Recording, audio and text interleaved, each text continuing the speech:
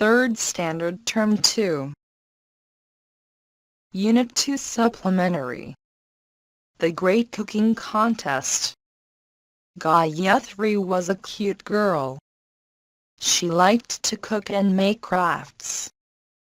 She helped in the kitchen, but she was not allowed near the stove. One day, her school posted a note with the name The Great Cooking Contest. It said that children must cook without fire. All in Gayatri's class took part in the contest. She told her mom about the contest and asked her help. Gayatri said, "A fruit salad will not make me win." Mom said, "Why don't you try apple laddu? It is easy and tasty." She learned to make apple laddu. She was ready for the contest. On the day, all were busy with peeling and cutting.